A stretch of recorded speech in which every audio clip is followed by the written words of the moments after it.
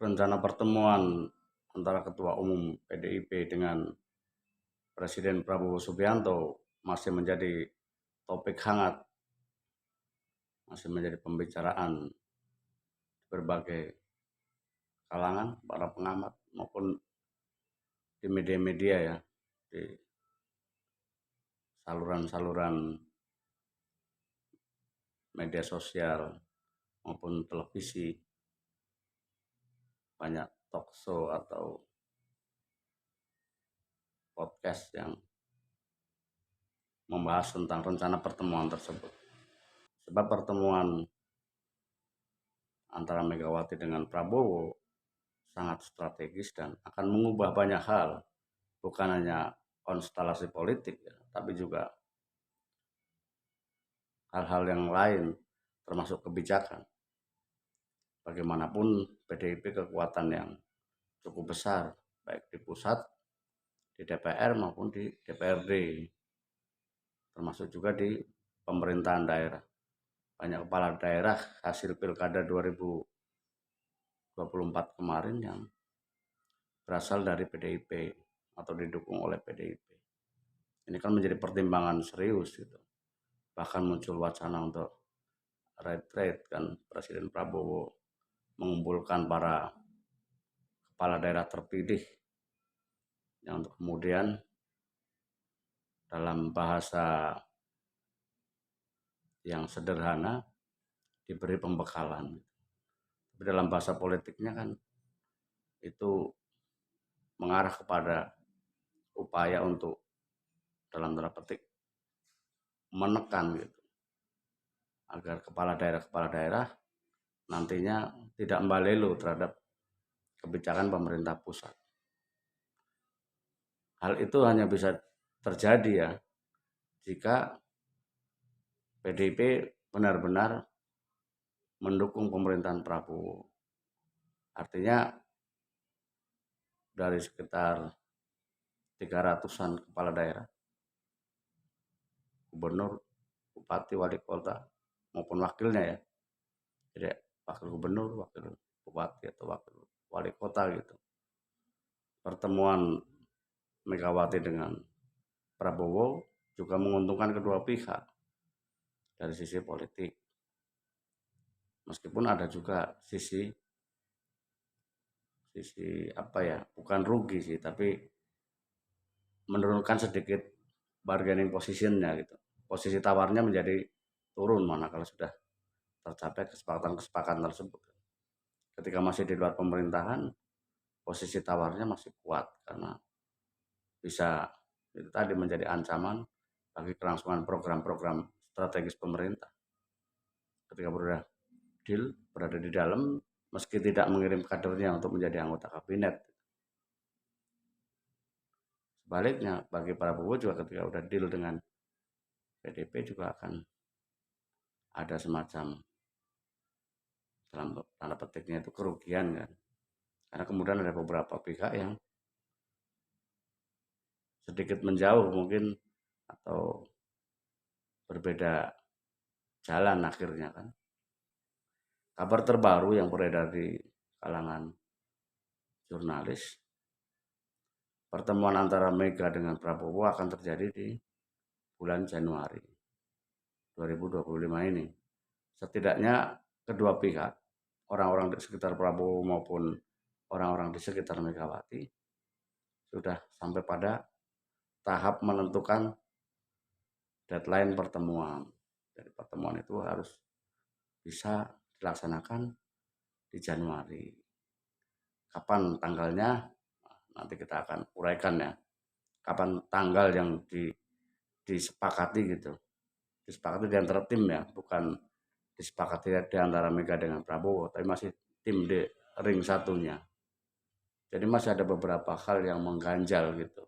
Jadi sudah sepakat untuk bertemu, tapi kan pertemuan antara dua orang pemimpin biasanya hal-hal yang akan disepakati itu sudah dibahas, gitu. Dibahas tuntas dulu di tingkat bawahannya gitu, di tingkat orang-orang sekitarnya.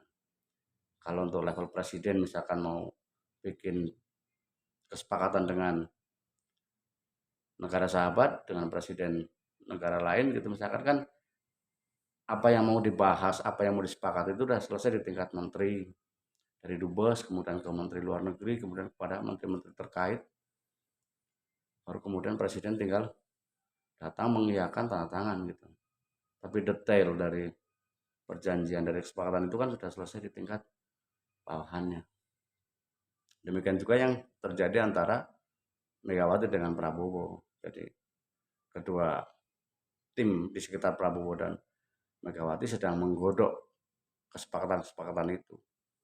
Dari banyak ganjalan awalnya mengerucut dan saat ini kan tinggal satu dua masalah, kalau bisa disebut masalah ya, yang mengganjal yang masih berpotensi untuk menggagalkan pertemuan itu. Karena sudah menyangkut prinsip. Meskipun dalam politik itu nggak dikenal prinsip harga mati, prinsip enggak gitu tuh kan nggak dikenal dalam politik. Karena politik sifatnya cair, tidak ada apa idiom yang ini kawan maupun lawan abadi. Yang abadi ya kepentingan gitu. Manakala ada kepentingan ya bahkan hal yang tadinya tabu juga menjadi sah-sah saja gitu. Itulah dalam politik. Nah, apa kemudian yang menjadi ganjalan utama yang masih digodok itu? Salah satunya adalah permintaan bukan tertulis ya, permintaan tegas dari Prabowo bahwa tidak lagi dipengaruhi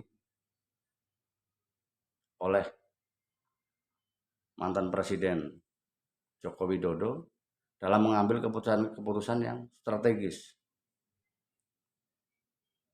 Jadi PDIP meminta jaminan itu. Gitu. Prabowo tidak lagi minta petunjuk atau berkonsultasi atau berdiskusi dengan Jokowi untuk mengambil keputusan-keputusan strategis, keputusan-keputusan yang kemudian berdampak luas. Sementara dari kubu Prabowo yang belum bisa dipenuhi oleh PDIP kan, permintaan dari kubu Prabowo yang masih menjadi perdebatan alot di internal PDIP adalah ada kader PDIP yang masuk dalam kabinet merah putih, kabinet Prabowo. PDIP sudah tegas dari awal, tidak akan mengirim kadernya ke dalam kabinet. Bagi Prabowo ya, meskipun sudah ada pernyataan Ahmad Basarah yang begitu tegas bahwa termasuk oleh Megawati pada saat pidato ya, menjadi oposisi lunak, dan diterangkan oleh Ahmad Basarah, salah satu ketua DPP PDIP yang juga ketua fraksi PDIP di MPR, bahwa oposisi PDIP terhadap pemerintahan Prabowo tidak akan seperti ketika PDIP beroposisi terhadap pemerintahan Susilo Bambang Yudhoyono, Presiden RI ke-6 ya. Pada saat itu, pada saat SBY menjadi presiden dan PDIP menjadi oposisi, itu friksi yang terjadi itu memang sangat tajam kan. Salah satu yang masih kita ingat dengan jelas adalah ketika SBY hendak menaikkan harga BBM, kemudian fraksi PDIP di DPR dalam tanda petik ngamuk gitu kan, sampai membuat buku putih dan pidato Puan yang begitu mendayu, anggota fraksi PDIP pada menangis massal gitu kan. Jadi begitu kerasnya gitu. Pokoknya apapun kebijakan SBY itu ditentang gitu. Bukan karena kebijakan itu mungkin dalam perspektif yang luas ya, baik atau buruk, benar atau tidak, bukan itu lagi konteksnya. Tapi apapun gitu. Jadi menjadi oposisi yang die-hard gitu. Jadi semua pokoknya dilawan. Sebagai bukti begini, ketika PDIP menentang kenaikan harga BBM di era SBY dengan alasan macam-macam lah ya. Alasan yang bisa kita bikin sendiri juga gitu loh. Semua juga bisa bikin alasan yang sama. Namun kemudian diam ketika Presiden Jokowi yang waktu itu masih menjadi kadernya, itu justru bukan hanya menaikkan harga BBM ya, menghilangkan harga eceran tertinggi, harga eceran terendah, dan mengikutkan dengan harga pasaran dunia. Sehingga kemudian melonjak tuh kan harga BBM. Dan PDIP mendukung gitu. Begitu. Jadi kepentingan kepentingan apa namanya politik itu tidak bisa diterapkan atau kita nilai secara baik benar, itu tidak, kadang-kadang karena kepentingan politiknya gitu. Karena kepentingan politiknya tidak mengizinkan dalam posisi berhadapan-hadapan, maka ya apapun yang dibikin lawan itu salah. Lalu disertailah biasalah dengan berbagai alasan yang sok benar gitu kan. Itu biasa dalam politik, gitu. Bukan sesuatu yang luar biasa. Nah, sampai Ahmad Basara mengatakan bahwa oposisi PDIP terhadap pemerintahan Prabowo tidak akan seperti oposisi terhadap SBY, itu kan sebenarnya sudah jauh gitu kan. Atau sudah tergambar lah. Tapi bagi Prabowo, ya ingin ada jaminan juga gitu. Salah satunya itu tadi, PDIP kalau memang serius mau menjadi bagian pendukung ya, pendukung pemerintahan Prabowo, ya mengirimkan kadernya sebagai bukti gitu, keseriusan. Sehingga tidak ada pemikiran lagi was-was, nanti PDIP setuju atau tidak dan sebagainya.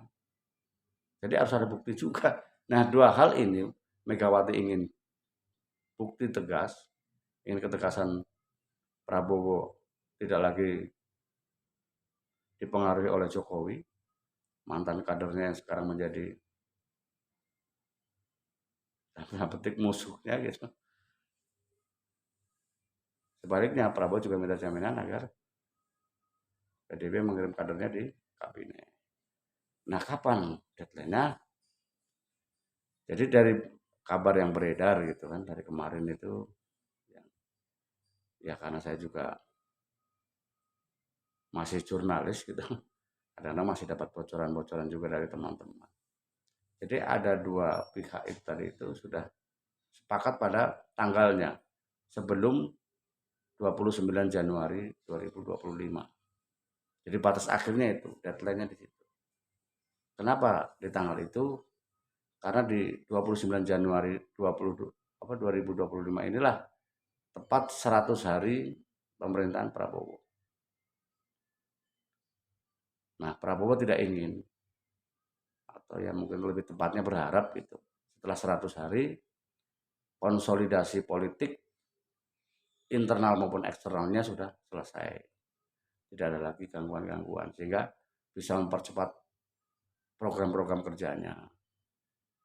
Gitu. Jadi 100 hari Prabowo di 29 Januari 2025 diharapkan sudah ada pertemuan antara Megawati dan Prabowo.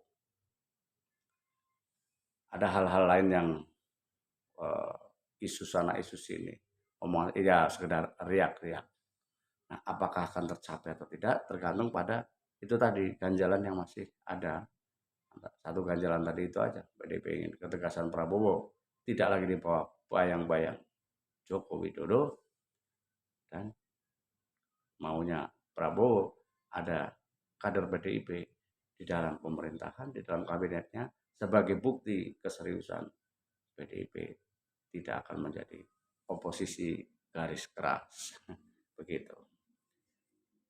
Saya kira itu aja teman-teman. Mari kita saksikan, mari kita tunggu momen-momen itu. Karena bagaimanapun perubahan konstelasi politik di level-level tinggi ya, kelompok elit, itu tetap aja berdampak pada masyarakat di bawah. Kita terhadap kebijakan program atau visi misinya Prabowo itu kan banyak yang kemudian mungkin akan ditentang oleh PDIP manakala PDIP beroposisi kan, karena bisa terganggu gitu. Nah itu kan dampaknya ke bawah juga kan. Sekali lagi terima kasih. Wassalamualaikum warahmatullahi wabarakatuh.